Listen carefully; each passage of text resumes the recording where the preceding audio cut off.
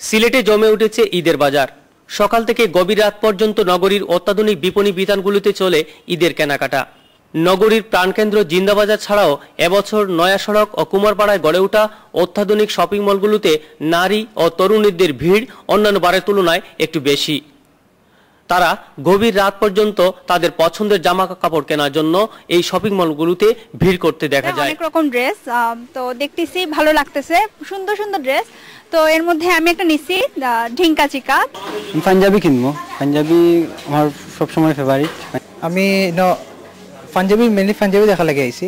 গত বছর বহুত ফ্রেন্ড তারা লই আই, বাট এবার অনেক ফ্রেন্ডও নাই বাংলাদেশও, আর তারা খুব বেশি মিস করি। আর এত ভিড় যে কিছু দেখতেও পারতেছি না, কিছু চয়েস করতে পারতেছি না, টানাটানি চলতেছে।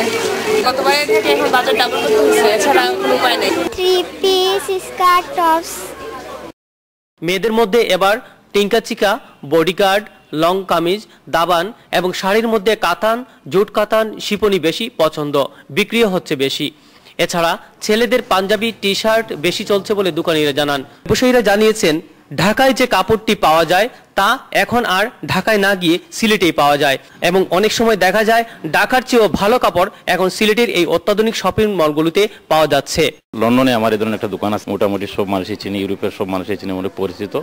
আর আমি আসলে সিলেট সার্চ করেছি, বাট সিলেটের মানুষের এই ধরনের একটা দোকানের প্রয়োজন। আমাদের এই কালেকশনের জন্যই সবাই আসে। আমাদের মেইন উদ্দেশ্য হলো কালেকশন।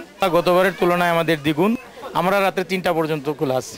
সিলেটে অন্যান্যবার বিদ্যুৎ সংকট থাকলেও এবছর বিদ্যুতের সমস্যা তেমন একটা চোখে পড়ছে না।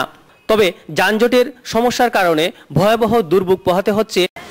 দীর্ঘ 1 মাসের সিয়াম সাধনা শেষে আর কিছুদিন পরেই শুরু হচ্ছে মুসলমানদের সবচেয়ে বড় ধর্মীয় অনুষ্ঠান পবিত্র ঈদ উল ফিতর। আর ঈদ উল ফিতর সামনে রেখে সিলেটের বিভিন্ন স্থানে, বিশেষ করে সিলেট নগরীর বিভিন্ন শপিং সেন্টার এবং বিপণী বিতানগুলোতে সেই সকাল থেকে রাত পর্যন্ত ভিড় লেগে আছে মানুষের।